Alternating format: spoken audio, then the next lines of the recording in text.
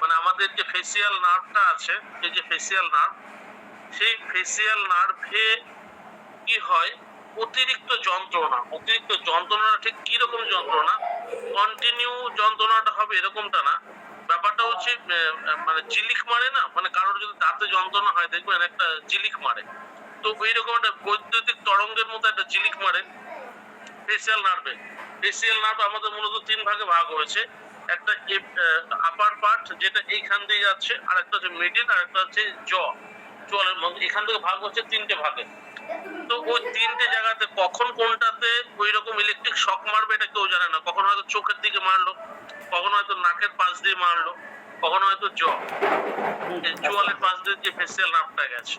তো আমাদের এই যে ট্রাইজেমিনাল নিউরালজিয়া, তো এটা কিন্তু মানে খুব চ্যালেঞ্জিং একটা সমস্যা, এবং এটা কোনো সমাধান মানে এখনো পর্যন্ত সার্জারিতে কোনো সমাধান নাই।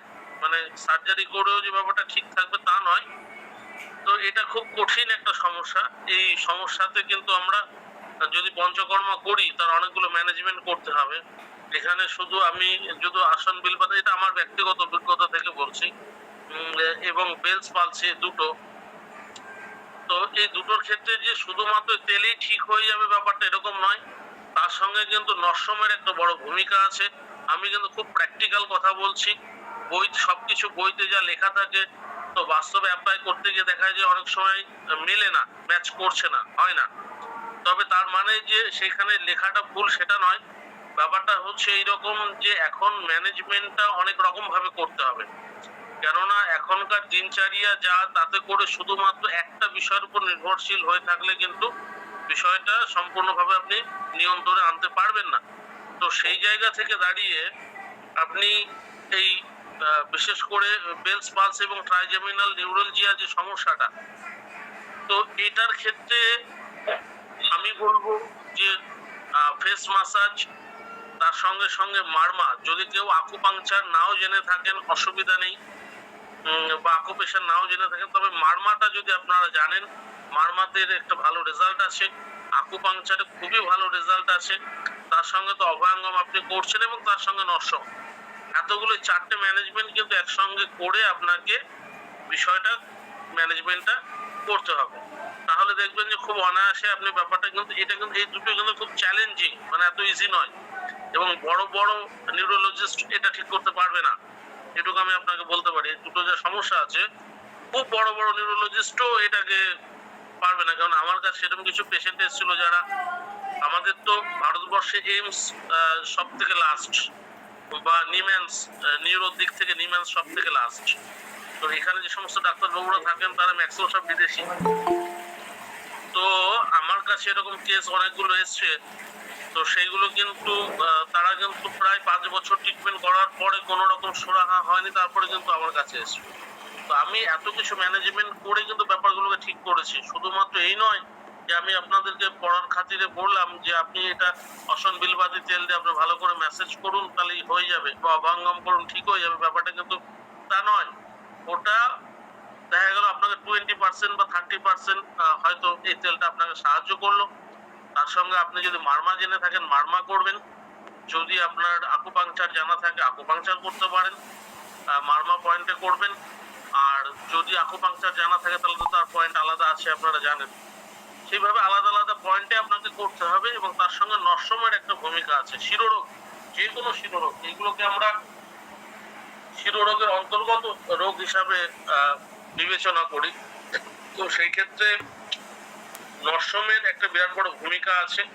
আপনারা যদি এটা মহারাজা প্রসারণী তেল দিয়ে এটা করতে পারেন, মানে যে ড্রপ গুলো হয় মহারাজা প্রসারণীর যে ড্রপ, মানে যেটা খুব কনসেন্ট্রেট যে ড্রপ গুলো হয়, মালিশের জন্য যে ড্রপ, আমি ওই মানে যে তেল ওটার কথা বলছিলাম, যেটা পার্টিকুলার নরসমের জন্য তৈরি হয়, যে ধরনের ড্রপ, বা শিরোবালা 101, বা ধনন্তরা 101, বা মহারাজা প্রসারণী 101, এই যে যেগুলো পার্টিকুলার প্রচন্ড পাওয়ারফুল স্ট্রেংথ, মানে যেটা আপনার 15 ml এর মধ্যে প্রচুর পাওয়ার রয়েছে, এই রকম ড্রপ দিয়ে যদি কিছু না পান, যদি পাওয়া সম্ভব না হয়, আপনারা অনু তেল দিয়ে করেন। অনু তেলটা আশা করি আপনাদের বাংলাদেশে ষড়বিন্দু তেল বা অণু তেল অ্যাভেলেবেল।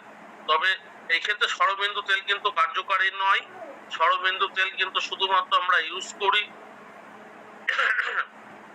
শির ও বিরেচনের ক্ষেত্রে, মানে আমার নেজাল ক্যাভিটিতে যা কিছু রয়েছে সেই টোটাল আমাদের রেসপিরেটরি ট্র্যাক্ট এবং নেজাল ট্র্যাক্ট যা কিছু আছে এই জায়গা থেকে ক্লিন করার জন্য, পরিষ্কার করার জন্য কিন্তু আমরা ষড়বিন্দু তেলকে ব্যবহার করি। কিন্তু অ্যাজ এ মেডিসিন পার্টিকুলার যে কোনো শিরোরোগের ক্ষেত্রে যদি খুব ভালোভাবে কাজ করতে হয়, যদি কোনো তেল হাতের কাছে না পান, অন্তত অণু তেল দেবেন, তাতে আপনি রেজাল্ট পাবেন। সে যেরকম সমস্যা হোক না কেন, মাইগ্রেন হোক, সাইনোসাইটিস হোক বা নিউরোলজিয়া হোক, যা কিছু হোক, আপনি অণু তেলে কিছু না কিছু রেজাল্ট পাবেন। যদি যে মেডিকেটেড অয়েলের কথা আমি আপনাদেরকে বললাম, যদি এগুলো আপনাদের কোনো কারণে হয়তো জোগাড় করতে পারলেন না, সবসময় যে সব তেল আপনারা অ্যাভেলেবেল জোগাড় করতে পারবেন সেটাও নয়। কেন বাংলাদেশে আমি একটা লিস্ট ডক্টর তাপস বাগচির কাছ থেকে আমি নিয়েছিলাম যে কি ধরনের, আমি চেয়েছিলাম যে কি ধরনের মেডিকেটেড অয়েল ওখানে প্রোডাকশন হয়। তো উনি আমাকে মোটামুটি সার্চ করে আমাকে যতগুলো তেলের নাম পাঠিয়েছিল, তাতে করে দেখছি বেশ কিছু তেল এই পঞ্চকর্ম করার ক্ষেত্রে স্পেসিফিক সেই তেলগুলো হয় না।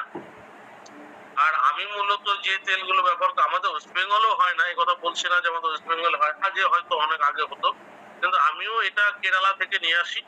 কেননা স্পেসিফিক অয়েল গুলো আমাদের ওয়েস্ট বেঙ্গলে অনেক আগে হয়তো তৈরি হতো, তাও সব নয়, কিন্তু সবকিছু তৈরি হয় হচ্ছে আপনার সাউথ ইন্ডিয়াতে। যেমন ধরুন কেরালাতে হয়, তামিলনাড়ুতে হয়, গুজরাটে হয়, কর্ণাটকে হয়। এই জায়গাগুলোতে এই স্পেসিফিক তেলগুলো তৈরি হয় এবং তাদের তেলের কাজটাই বেশি। তো সেই কারণে আমি ওখান থেকে আনাই, এনে আমি কাজ করি। যাই হোক, এবার আমরা ট্রাইজেমিনাল নিউরোলজিয়া বা বেলস পালসি নিয়ে আমরা কথা বললাম। এরপরে ক্ষেত্রে অভঙ্গমের জন্য কোন তেলটা ইউজ করব আমরা? আপনি বেলস পালসির ক্ষেত্রে এটা এই অসন বিলবাদি এটা করতে পারেন, শিরোবালা করতে পারেন, ঠিক আছে? শিরোবালা তেল আর অসন বিলবাদি তেল আর বাতাসানি এই তিনটে তেল আপনি ইউজ করতে পারেন। শুনতে পেয়েছেন? জি, শুনতে পেয়েছি। আপনি ব্যবহার করতে পারেন, ঠিক আছে না? শেষেরটা বুঝি নাই। হ্যাঁ, শেষের তেলটা বুঝি নাই। বাতাসানি, বাতাসানি, বাতা SHANI, শানি। জি, বুঝেছি। বাতাসানি, ঠিক আছে না? এই তিনটে তেল আপনারা ব্যবহার করতে পারেন বেলস পালসের ক্ষেত্রে, ঠিক আছে? জি, ঠিক আছে। হ্যাঁ, আচ্ছা, এরপরে যে বিষয়টাকে নিয়ে আলোচনা করব সেটা হচ্ছে তিনটা তেল কি একসাথে ইউজ করতে হবে নাকি যে কোনো একটা ইউজ করলে হবে? না, যে কোনো একটা সিঙ্গেল। আচ্ছা, এরপরে যে বিষয়টা নিয়ে আলোচনা করব সেটা হচ্ছে এটা হচ্ছে যে কোনো রকম ক্র্যাম্পস, স্টিফনেস বা কন্ট্রাক্টনেস, এই তিন রকম সমস্যার একই তেল কাজ করবে, ঠিক আছে না? যে কোনো রকম ক্র্যাম্পস, স্টিফনেস এবং কন্ট্রাক্টনেস, এই তিনটের ক্ষেত্রে একই তেল কাজ করবে, সেটা হচ্ছে চিনচাঁদি তেল বা চিনচাঁদি তৈল, যেটাই হোক আর কি। চিনচাঁদি লিখে রাখুন, চিনচাঁদি।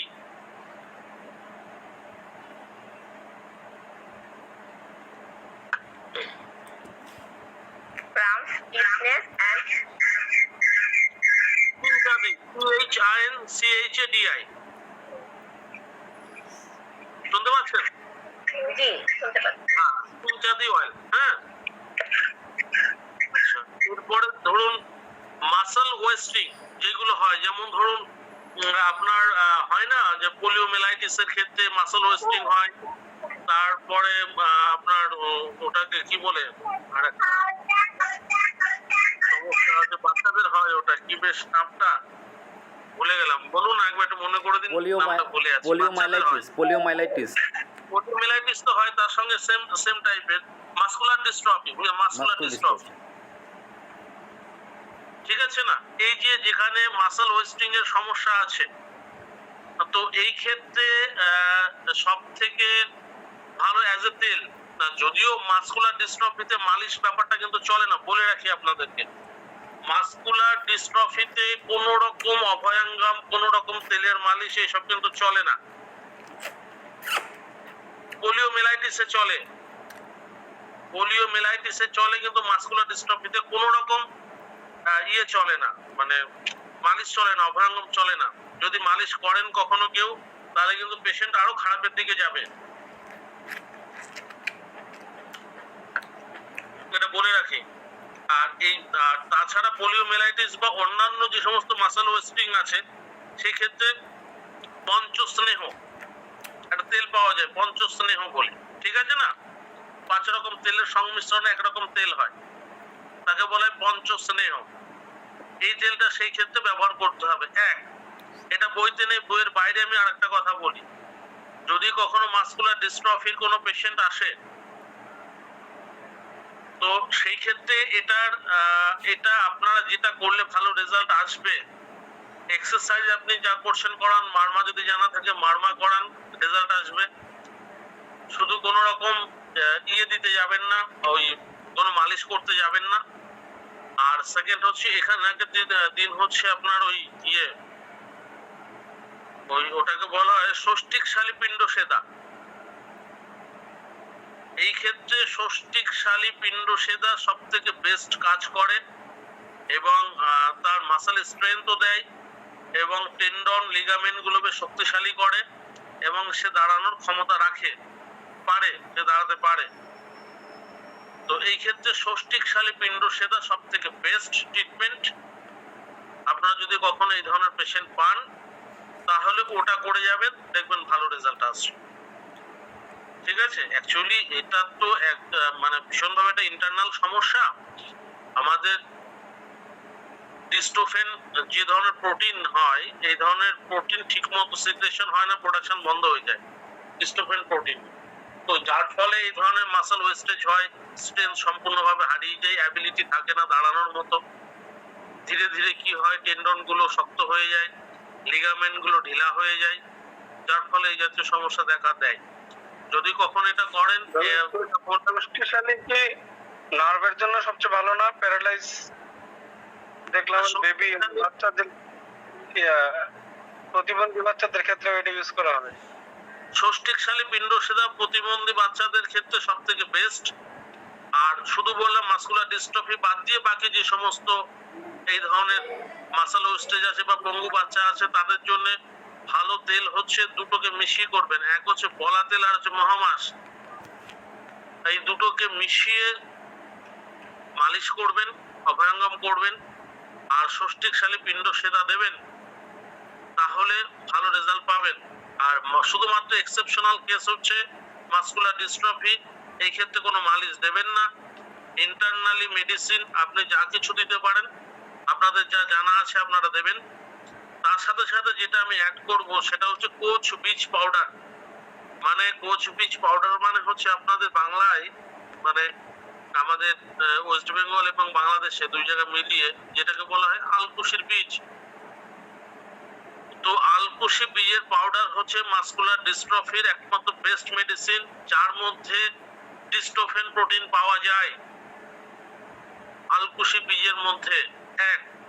দ্বিতীয়ত, প্রচুর মাত্রায় দেখবেন যাদের হাত পা কাঁপে, এরকম কাঁপে, লিখতে গেলে কাঁপে, সিগনেচার করতে গেলে কাঁপে, পার্কিনসনের সমস্যা আছে, তো তাদের দেখবেন যে ডেফিসিয়েন্সি অফ ডোপামাইন ভীষণভাবে কম থাকে। তো এটার মধ্যে এই কোচ বীজ পাউডার বা আলকুশি বীজ পাউডার, এটার মধ্যে কিন্তু প্রচুর মাত্রায় আপনার ইয়ে থাকে, ডোপামাইন থাকে, এবং ডিস্ট্রোফেন যে ধরনের প্রোটিন, এই ধরনের প্রোটিনেও কিন্তু এটার মধ্যে থাকে। তো এটাকে আপনারা খাওয়াবেন, আর তার সঙ্গে আপনারা অন্যান্য ট্রিটমেন্ট যা জানেন সেটা তো করবেনই।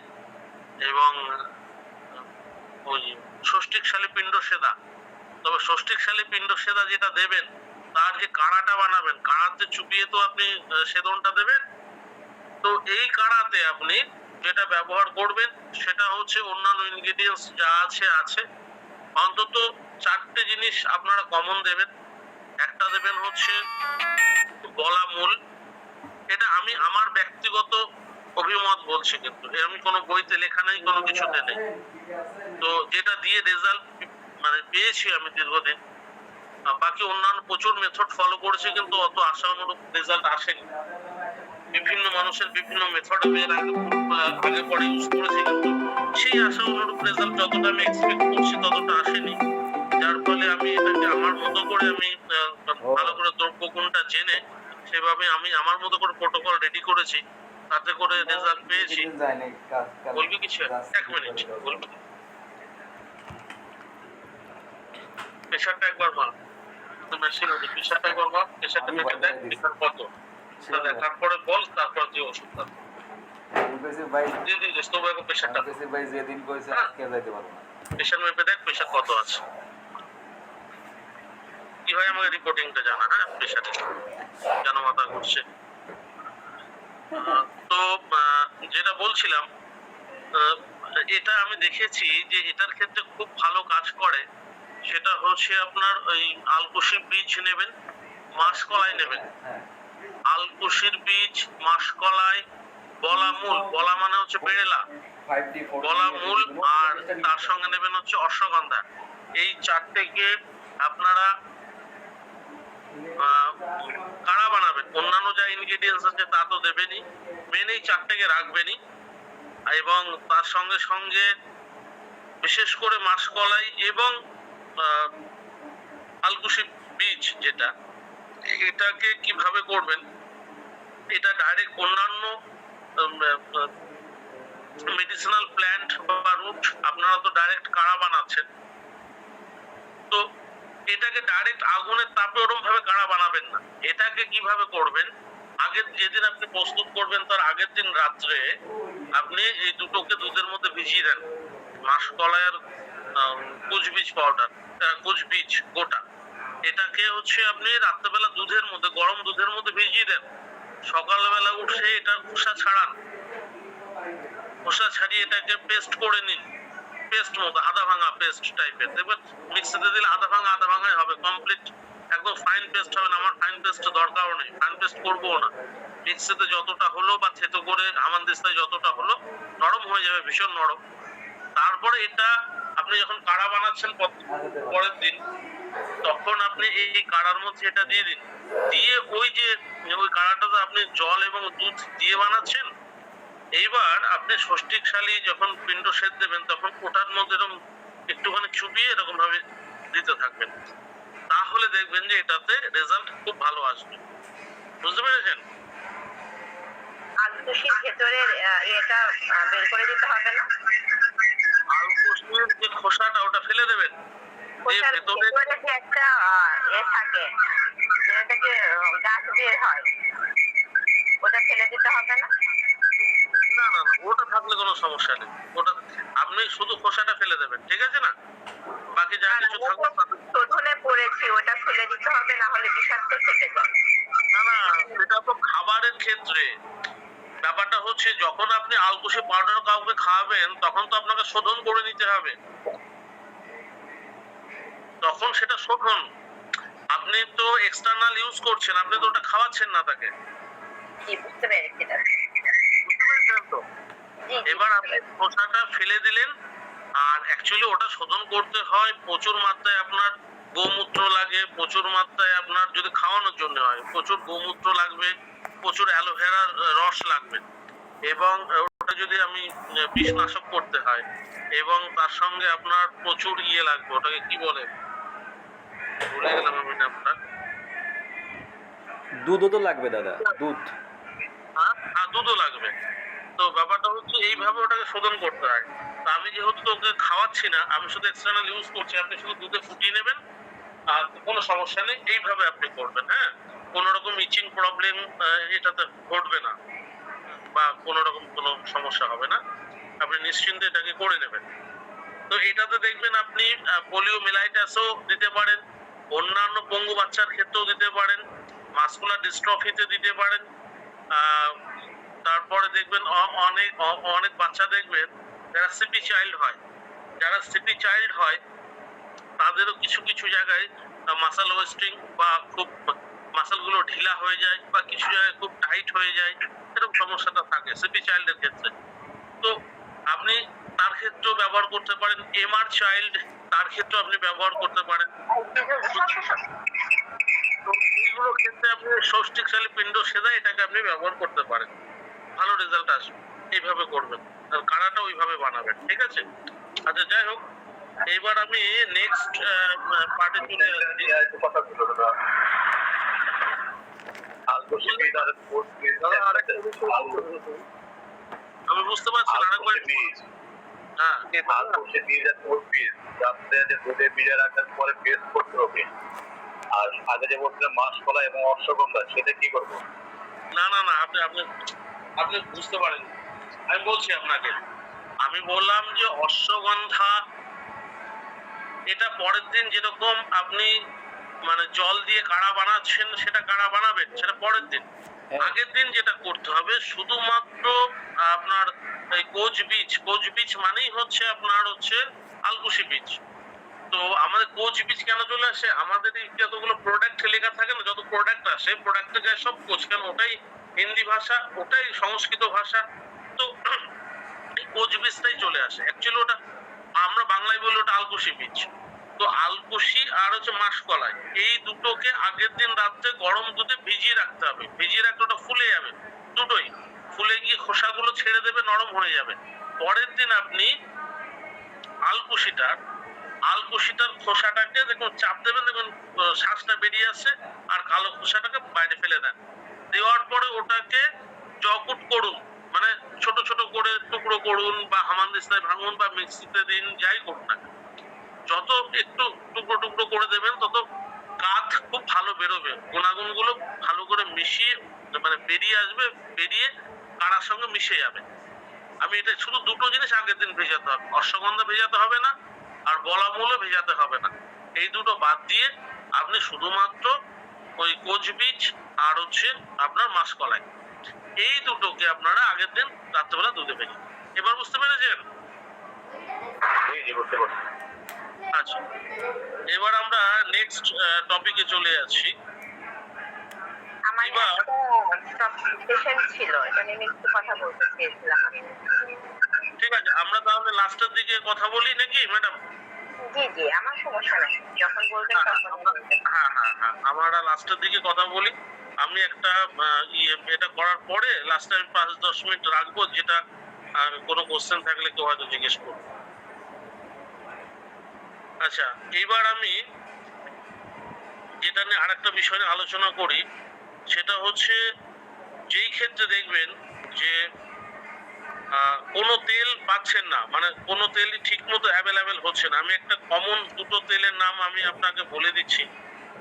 যে কোনো রকম বাত ডিসঅর্ডার, মানে বাত অ্যাগ্রাভেটেড হয়েছে এবং সেই কারণে সেই ধরনের ডিজিজ এসছে, যখন দেখবেন যে সব রকম তেল অ্যাভেলেবেল নয়, স্পেসিফিক কোনো তেল ঠিক মতো পাচ্ছে না, এরকম সমস্যা হতেই পারে। সবসময় যে স্টকে থাকবে এর কোনো মানে নেই, অথচ পেশেন্ট এসে হাজির হলো, তখন যে কোনো রকম বাত ডিসঅর্ডারে ক্ষেত্রে আপনি বলা তেল আর শিরোবালা তেল চোখ বন্ধ করে দিতে পারেন নিশ্চিন্তে, তাতে কোনো সমস্যা নেই।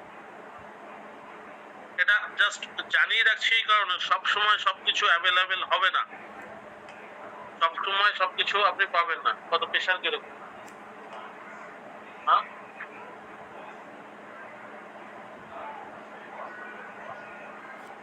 প্রেশারে কত বলছে? তা ওখানে কি দেখছিস, দেখিস নি কত প্রেশার?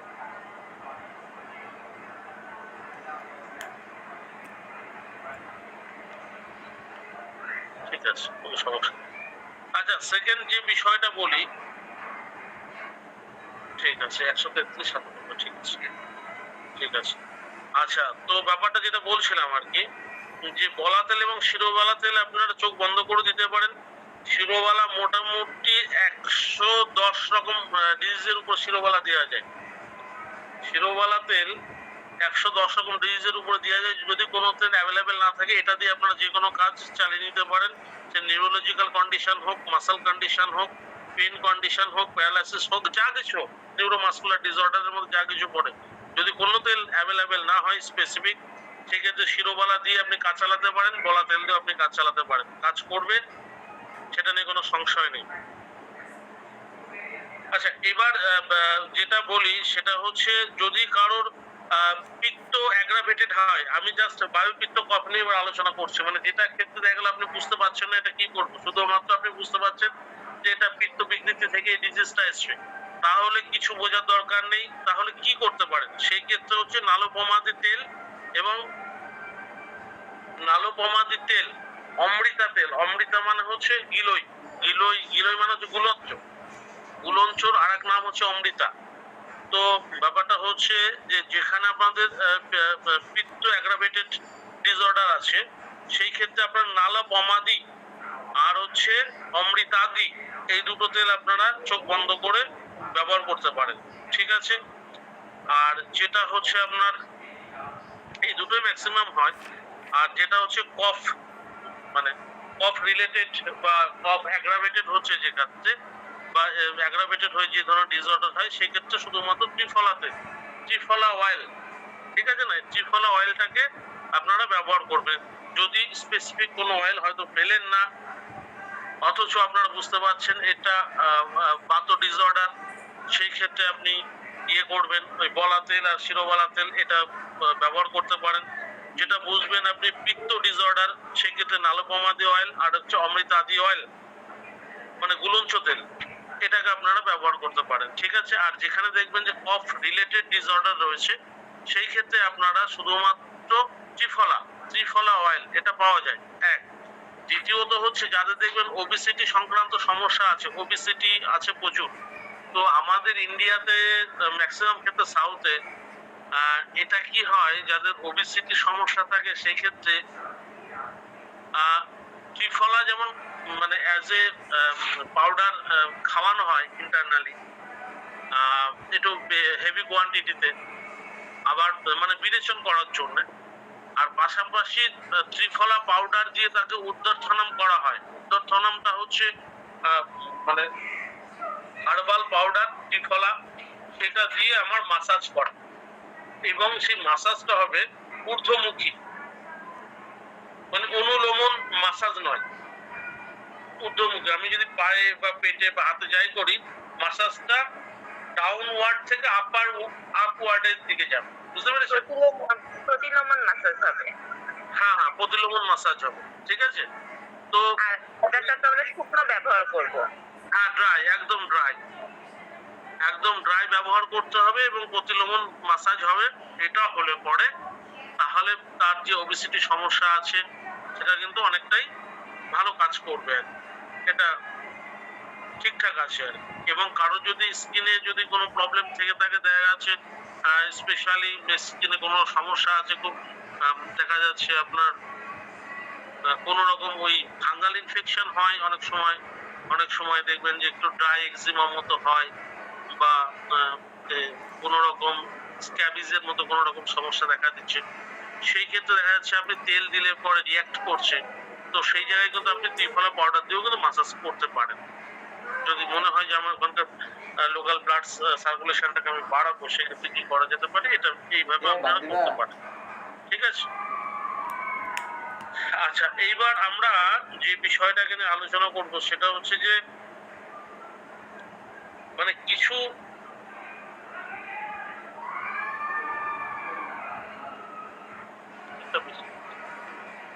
বেশি আছে নিচেরটা, না না গ্যাসের ওষুধ কেন খাওয়াবো, নিচেরটা বেশি থাকা মানে কি গ্যাসের ওষুধ খেতে হবে না,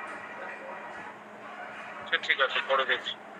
বিষয়টা হচ্ছে যে আমরা বাত রিলেটেড দুটো বিষয় নিয়ে আলোচনা করছি, সেটা হচ্ছে যাদের রেডিকুলোপ্যাথি হয়, সার্ভাইকাল রেডিকুলোপ্যাথি হয় না, বা সাইটিকা কিছুটা কাছাকাছি সিমটমে ম্যাচ করে, দেখবেন রেডিকুলোপ্যাথি এবং সাইটিকা নার্ভের কম্প্রেশন অনেকটা কাছাকাছি কাজ করে। তো এই ক্ষেত্রে কিন্তু সহচারাদি তেল খুব ভালো কাজ করে।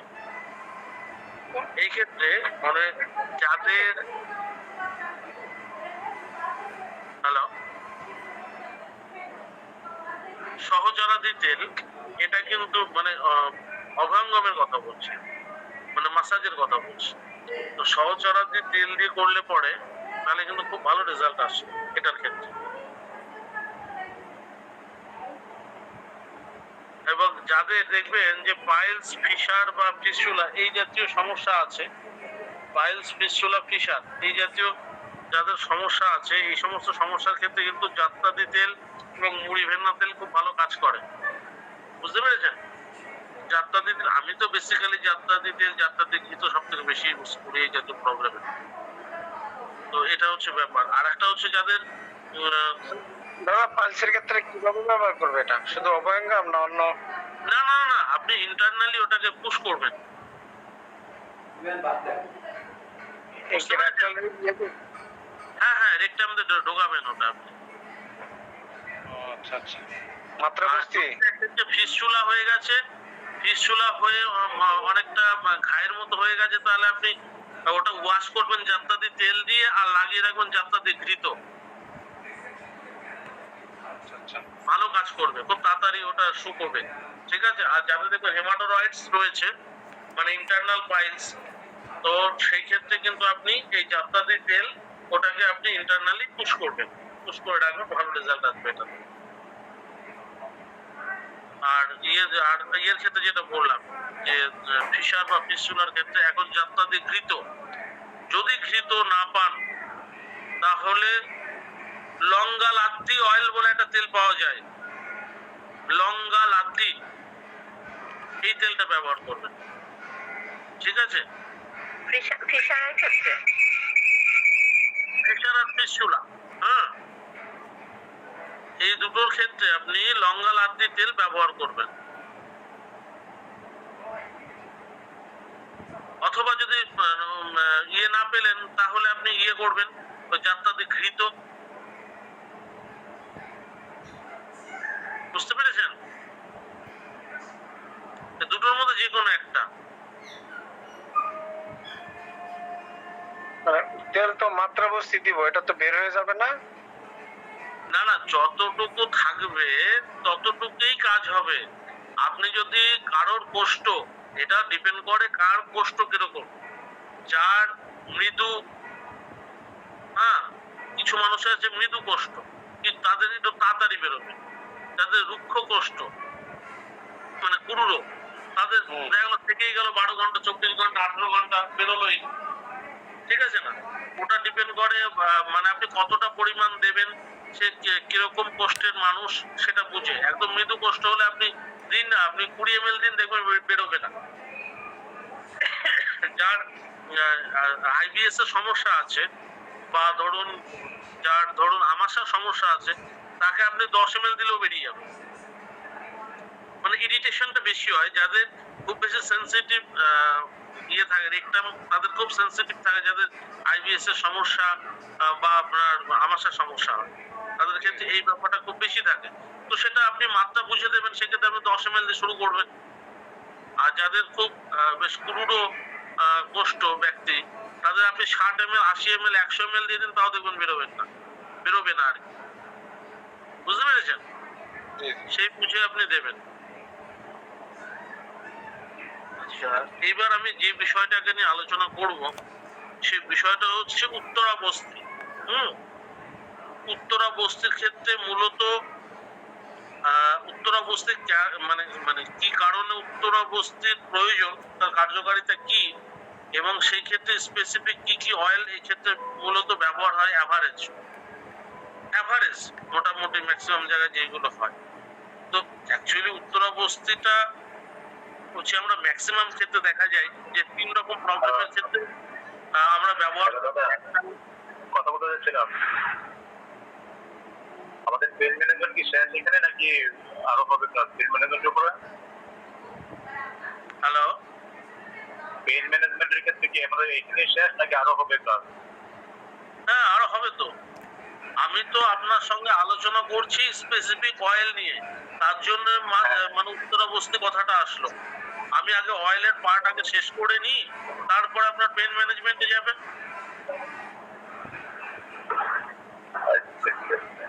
আমাদের ডিজয়েন্টের ক্ষেত্রে বা রো ব্যাক ফেলের ক্ষেত্রে আমাদের ডিজয়েন্ট ইউজ করতে, সেটা কিন্তু বলা হয়।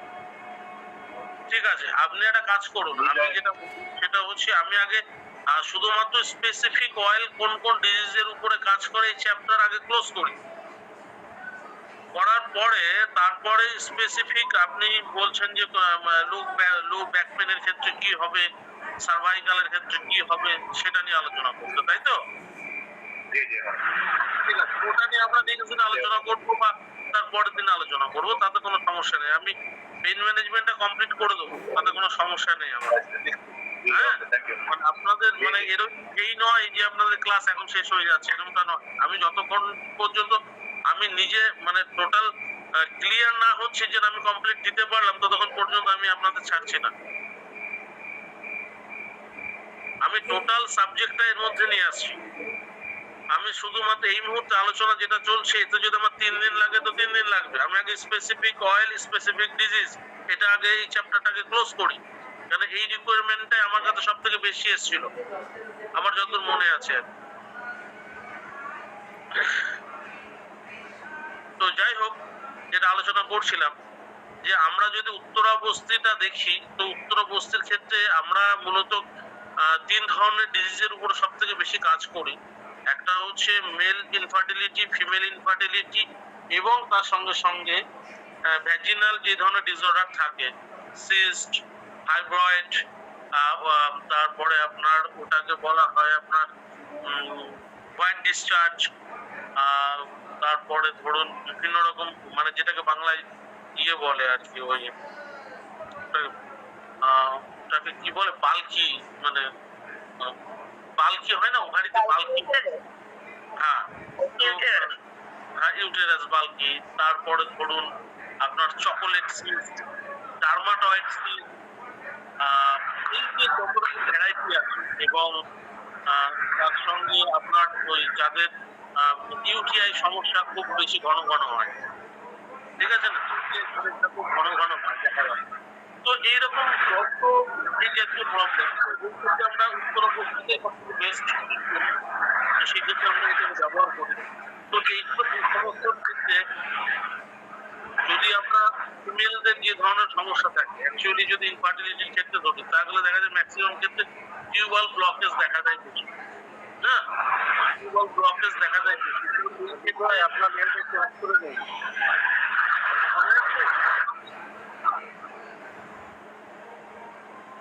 হ্যালো শোনা যাচ্ছে? এটা কি সমস্যা হচ্ছে আওয়াজে? জি জি শোনা যাচ্ছে। আচ্ছা আচ্ছা, তো ব্যাপারটা হচ্ছে যে এই যে টিউবাল ব্লকেজ গুলো থাকে, তো এই ক্ষেত্রে মূলত ব্যবহার হয় 2 রকম তেল। এক হচ্ছে দশমূলা তেল, আর একটা হচ্ছে সারা তেল, মানে সার। সার মানে হচ্ছে খার আর কি, মানে ওটাতে হিন্দিতে উচ্চারণ করে সার। সার তেল আর হচ্ছে দশমূলা তেল, এটা হচ্ছে ইউজ হয়। আর যেটা হচ্ছে মেল ইনফার্টিলিটির ক্ষেত্রে যেটা দেখা যায়, সেটা হচ্ছে গোখুরা তেলটা বেশি ইউজ হয়, তারপর হচ্ছে দশমূলা।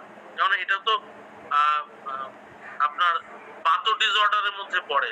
এই যে মেল ফিমেল দুজনের ক্ষেত্রে বাত ডিসঅর্ডারের মধ্যে এটা পড়ে। তো সেই ক্ষেত্রে দশমূলা তেল খুব ভালো কাজ করে, ছেলেদের ক্ষেত্রে গোখুরাতি তেল ভালো কাজ করে, মেয়েদের ক্ষেত্রে সারা তেলটা খুব ভালো কাজ করে। আর যাদের ওই প্রোস্টেট গ্ল্যান্ড এনলার্জমেন্ট হয় না, প্রোস্টেট গ্ল্যান্ড বেড়ে যায়, তো তাদের ক্ষেত্রে পিপ্পলাদ্দি তেল বলে একটা ধরনের তেল পাওয়া যায়, পিপ্পলাদ্দি তেল, এই তেলটা খুব ভালো কাজ করে, পিপ্পলাদ্দি তেলটা। তো এটা আমরা মূলত উত্তরাবস্তিতে এটা ব্যবহার করে থাকি।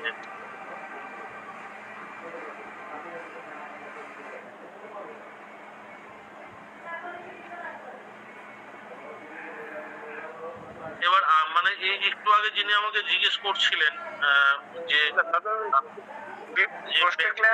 প্রোস্টেট গ্ল্যান্ড বড় হয়ে গেলে এক্ষেত্রে আমরা ওই তেলটা, বিপরীত তেলটা মানে মাত্রাবস্তি হিসেবে দিব? না না না না, মাত্রাবস্তি না, উত্তরাবস্তি হিসাবে দেবেন। উত্তরাবস্তি হিসেবে দেব না? উত্তরাবস্তি হিসাবে দেবেন ওটাকে। আচ্ছা ঠিক আছে। আর একটু আগে যিনি আমাকে জিজ্ঞেস করছিলেন যে যাদের কোমরে ব্যথা বা সার্ভাইকালে ব্যথা, সেক্ষেত্রে লো ব্যাক পেইন দুটো জিনিসে দেখা যায়। একটা হচ্ছে সার্ভাইকাল পেইন, আর একটা হচ্ছে আপনার লাম্বার পেইন, এটা সব থেকে বেশি দেখা যায়। তো তো এই ক্ষেত্রে সব থেকে ভালো কাজ করে হচ্ছে কার্পা সাদ্দি তেল। এবার এই কার্পা সাদ্দির মধ্যে তেল বলিনি, এর মধ্যে আবার মানে কোনো কিছু মানে গড়পত্তায় ব্যাপারটা না, ব্যাপারটা হচ্ছে স্পেসিফিক কিছু ব্যাপার আছে। ধরুন যার বাল্ক ডিস্ক হয়েছে তার এক ধরনের তেল লাগবে, যার দেখা যাচ্ছে প্রোল্যাপস ডিস্ক হয়েছে তার মানে সবই কিন্তু back pain, lower back pain সবগুলোই, কিন্তু কজগুলো আলাদা আলাদা। দেখুন কারো হয়তো বাল্ক ডিস্ক আছে, তো তার ক্ষেত্রে এক ধরনের তেল কাজ করবে। যার দেখুন হার্নিয়েটেড ডিস্ক তার একরকম তেল কাজ করবে, যার প্রোল্যাপস ডিস্ক তার একরকম আলাদা রকমের তেল ব্যবহার হবে। আর যার দেখা যাচ্ছে যে আপনার ইয়ে রয়েছে মানে নিউরাল কম্প্রেশন রয়েছে, সেই ক্ষেত্রে কিন্তু আলাদা কাজ করবে। যাদের অস্টিওফাইটিস রয়েছে তার জন্য আলাদা তেল কাজ করবে। তো একটা ব্যাক পেনের পেছনে এতগুলো কারণ, তো সেক্ষেত্রে কোনো অ্যাভারেজ তেল কিছু নেই। এইবার আপনি যদি মনে করেন, অ্যাভারেজ বলে দিচ্ছি, যে কোনো রকম পেইনফুল কন্ডিশন, অথচ আমার একটা অ্যাভারেজ দরকার, যে কিছুই পাচ্ছি না আমি একটা দিয়ে কাজ চালিয়ে দেবো, তাহলে আপনি যেটা করতে পারেন সেটা হচ্ছে মহানারায়ণা। যে কোনো পেইনফুল কন্ডিশনে আপনি মহানারায়ণা তেল কাজ করবে, পিণ্ড তেল কাজ করবে, ছন্দবাদী তেল কাজ করবে। এই তিনটে তেল দিয়ে আপনি কিন্তু কাজ চালাতে পারেন যে কোনো পেশেন্ট। সব তেল স্পেসিফিক হয়তো আপনার কাছে নেই, অথচ আপনার কাছে পেশেন্ট এসছে, আপনি অ্যাভারেজ কাজ চালাবেন। তো সেই ক্ষেত্রে যে কোনো রকম পেইনফুল কন্ডিশনে ফার্স্ট হচ্ছে মহানারায়ণা তেল দেবেন, তারপরে পিণ্ড তেল দেবেন, তারপরে আপনি সহচারাদি দিতে পারেন। সহচারাদি যে কোনো স্পাইনাল রিলেটেড, এটা সার্ভাইকাল হোক বা লাম্বার হোক বা কক্সিক হোক, যাই হোক না কেন, তার স্পেসিফিক তেল হচ্ছে সহচারাদি। সহচারাদি হয়তো পেলেন না, তাহলে আপনি সেখানে মহানারায়ণা দিন, ছন্দবাদী দিন, আর হচ্ছে ওই যেটা বললাম আপনাকে কেবল, এই তিনটে তেল দিয়ে আপনি কাজ চালাতে পারেন। সে যে কোনো রকম স্পন্ডিলাইটিস হোক, মানে এই সবগুলোই যদি আমি এক্সরে করতে যাই, আমাকে যে কজে থাকুক না স্পন্ডিলাইটিস দেখিয়ে দেবে, কিন্তু প্রত্যেকের মানে কজটা আলাদা আলাদা কারণ থাকে, ঠিক আছে? এই হচ্ছে ব্যাপার। আর এরপরে আমরা যে বিষয়টা নিয়ে আলোচনা করবো, বেশিরভাগ সময় দেখা যাচ্ছে যে আপনার মেকানিক্যাল পেনটা বেশি অনেক সময়। মেকানিক্যাল পেনের ক্ষেত্রে কি এই ধরনের ট্রিটমেন্ট দেওয়া যাবে?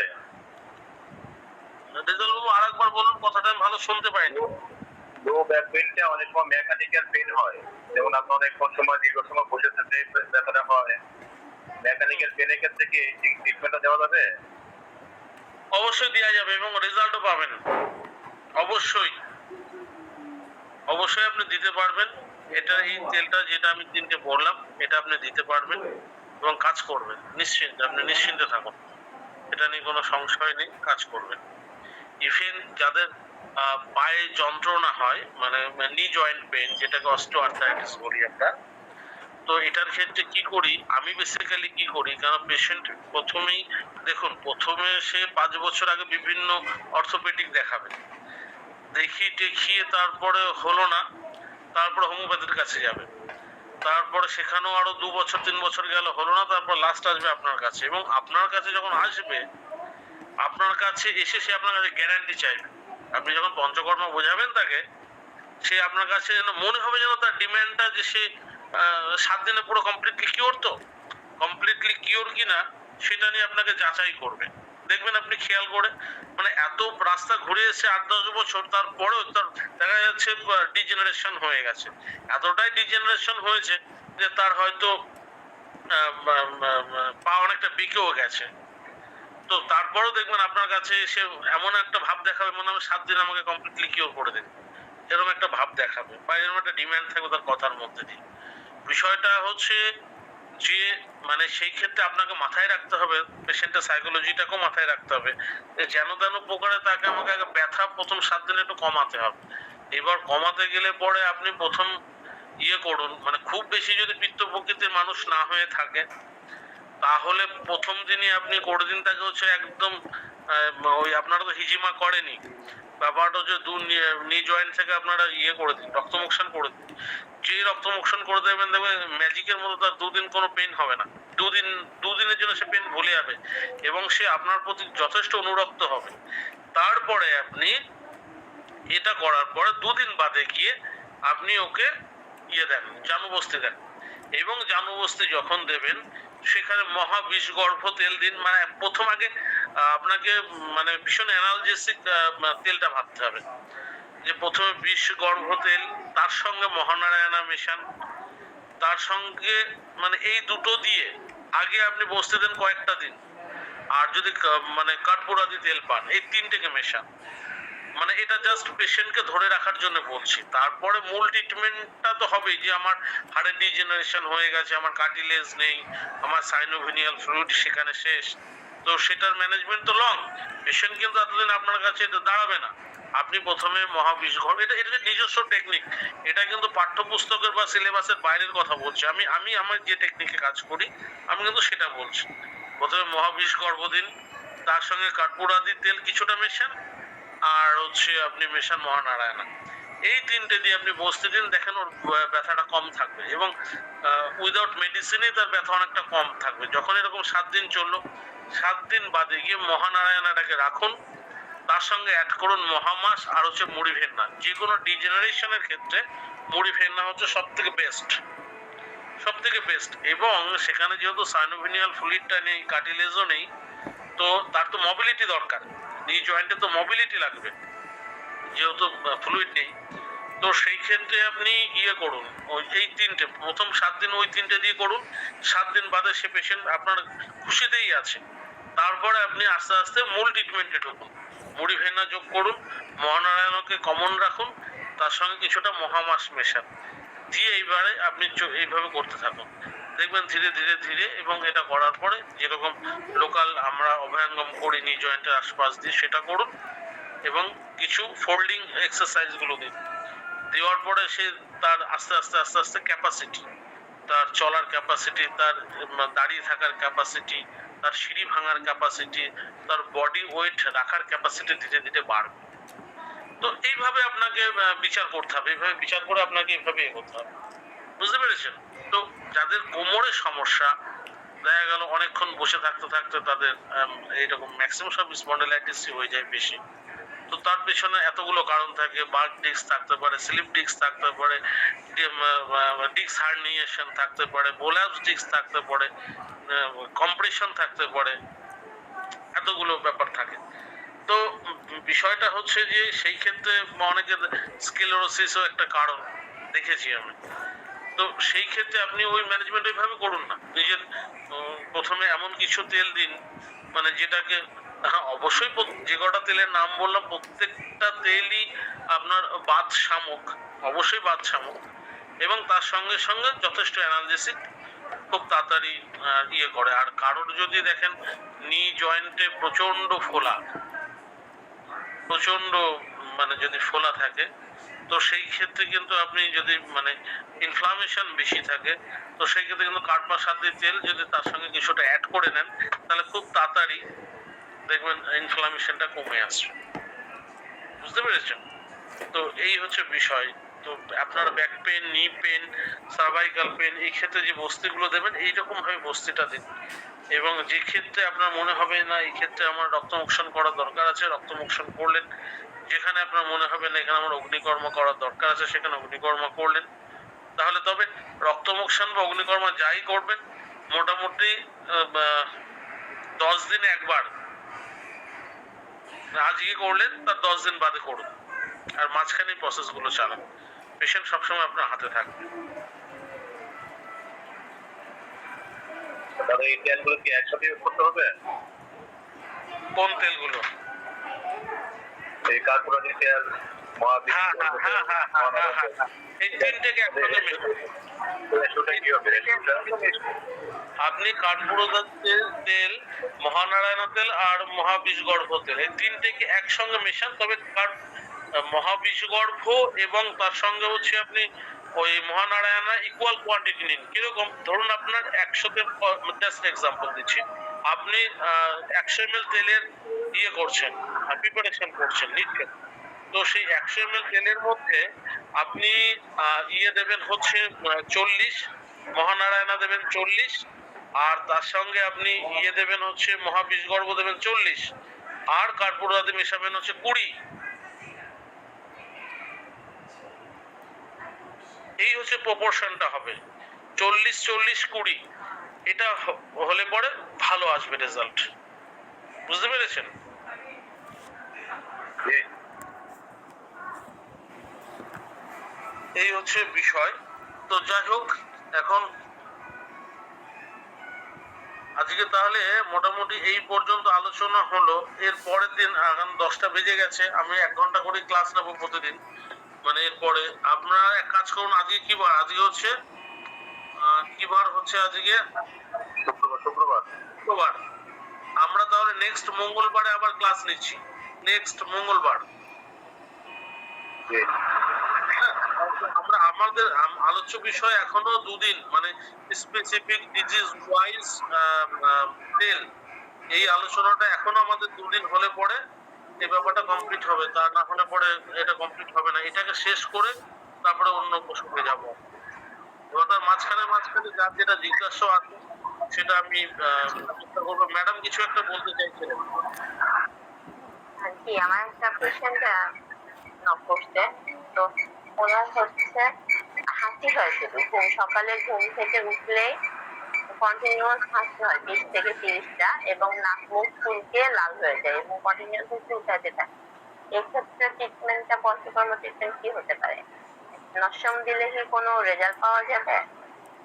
আপনাকে আমি কোনো কর্মের ট্রিটমেন্ট বলছি না, আমি একটা অন্য কর্ম বলছি। এটা ভিন্ন কর্ম। ধরে নিন এই নাম হচ্ছে ভিন্ন কর্ম। পঞ্চ নয়, ষষ্ঠ নয়, চতুর্থ নয়, এইটার নাম হচ্ছে ভিন্ন কর্ম। যাদের এতগুলো করে হাঁচি হয়, হাঁচি হওয়ার পরে জলের মতো কিছু একটা বেরোয় কি? জি, বের হয়। আপনার বেস্ট মেডিসিন বলে দিচ্ছি, কোনো কর্ম লাগবে না, একটাই কর্ম, এটার নাম হচ্ছে ওয়ান কর্ম বা একটা কর্ম। এটাই করুন। সেটা হচ্ছে আপনি ওই বক ফুলের পাতার রস, হ্যাঁ, ওটা হচ্ছে নাকে টানান, আর হচ্ছে 10 ml খাওয়ান, দেখেন 7 দিনের মধ্যে সব বন্ধ। বুঝতে পেরেছেন? এইটা করুন। মানে এটা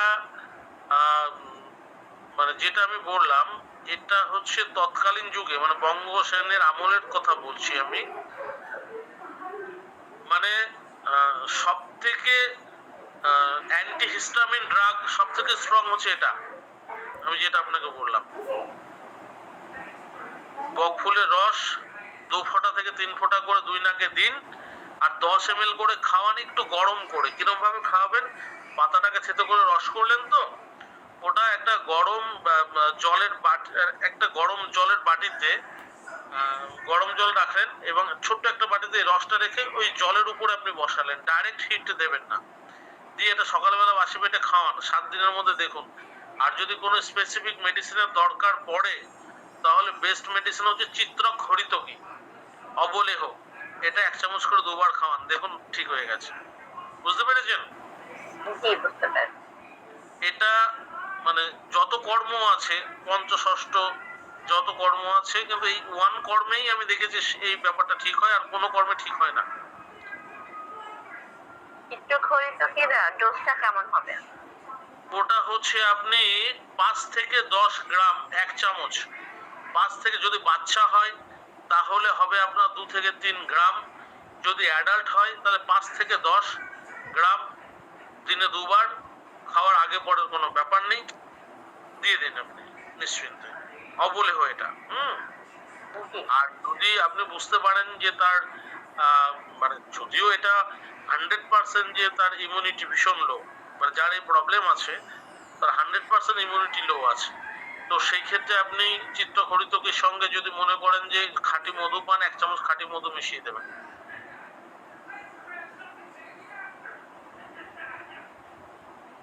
ঠিক আছে? জি। আর কিছু লাগবে না। আর কোনো মেটালিক মেডিসিনে যাওয়ার দরকার পড়বে না। বিনা মেটালিক মেডিসিনেই মানে আমি যা বললাম এটা করুন, দেখুন ঠিক। ওকে পেশেন্ট। ম্যাডাম, আমি আমি আমার কথা বলার ধরনে কিন্তু আপনারা কেউ খারাপ পাবে না, আমি একটু এরকম টাইপেরই কথা বলি, বুঝতে পেরেছেন? না, এটা খারাপ লাগে কিছু নাই। না না, তাই বলে দিচ্ছি, কারণ আমি একটু খুব আমার একটা প্রশ্ন ছিল। হ্যাঁ হ্যাঁ ইদানিং আমাদের দেশে দেখা যাচ্ছে গত 1-1.5 বছর ধরে চর্মরোগের প্রভাবটা খুব বেশি। হুম বিশেষ করে আপনার ফাঙ্গাল ইনফেকশন যেগুলি আছে, টিনিয়া টাইপের যে আপনার চর্মরোগগুলি আছে, সেগুলি অত্যন্ত বেশি বেড়ে যাচ্ছে। তখন এই ক্ষেত্রে লেটেস্ট যে অ্যান্টি ফাঙ্গাল ড্রাগগুলি আছে সেগুলো রেজিস্ট্যান্স হয়ে গেছে, কোনো কাজ করছে না। এই ক্ষেত্রে আমরা পঞ্চকর্মের ক্ষেত্রে কি ধরনের ট্রিটমেন্ট দিতে পারি? বিষয়টা হচ্ছে, আমি একটুখানি বলি, এটা আপনি জেনে রাখুন। এটা পঞ্চকর্মাতে আপনি যদি তাকে সম্পূর্ণ শোধন করেন সেটা তো ওয়েল অ্যান্ড গুড, কিন্তু আপনি এই ধরনের স্কিন প্রবলেমের ক্ষেত্রে আপনার কাছে কেউ এত লং টার্ম 1 মাসের ট্রিটমেন্টে কেউ আসবে না এবং এত টাকা খরচা করে, কারণ এই পঞ্চকর্মা তো গরিব মানুষের জন্য নয়।